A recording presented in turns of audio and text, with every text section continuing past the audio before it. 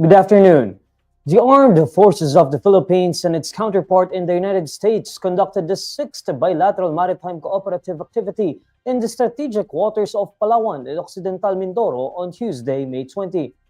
According to the AFP, among the assets deployed during the maritime cooperative activity were the Philippine Navy's BRP Ramon Alcaraz, BRP Domingo del Juana, and an AW-109 naval helicopter.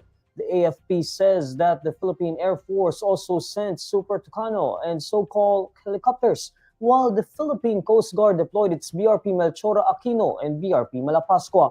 On the other hand, the U.S. Indo-Pacific Command sent its U.S. Coast Guard Cutter Straton and the U.S. Navy P-8A Poseidon Maritime Patrol aircraft. The AFP says this was the first time that the U.S. Coast Guard and the Philippine Coast Guard jointly participated in a maritime cooperative activity. The AFP adds that this milestone highlights a growing whole-of-nation approach to maritime cooperation. According to the AFP, the activity featured a series of exercises, including communications check exercise, search and rescue exercise, division tactics, and officer of the watch maneuver, photo exercise, and finish exercise.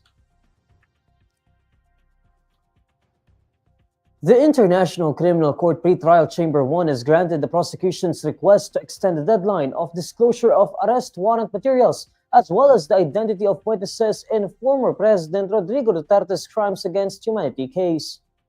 In a five-page decision dated May 20, signed by presiding Judge Julia Antonella Motok, the chamber ordered the prosecution to complete the disclosure of the arrest warrant materials related to relevant witnesses by no later than July 1, 2025. The chamber also ordered the prosecution to submit any applications for redactions, non-disclosure of witnesses' identities, or non-disclosure of entire items of evidence by no later than June 16, 2025. Based on the document, the chamber assessed that the immediate disclosure of the witnesses' identities would give rise to an objective risk to their safety. The chamber said it considers that good cause is shown to grant an extension of the relevant time limits.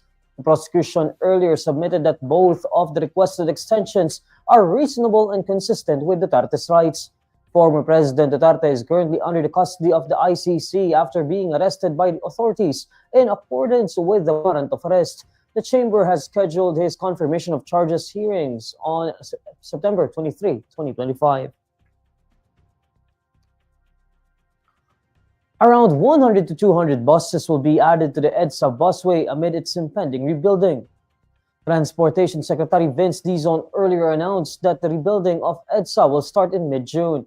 In an interview with Teleradio on Wednesday, May 21, Dizon says that after adding almost 100 buses, they still plan to add 100 to 200 buses in the coming months to serve as alternative for motorists who will be using Edsa.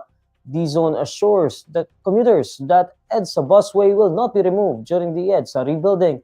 Dizon adds that they will also study if they can extend the morning operation hours of train stations in the metro for 30 minutes to 1 hour.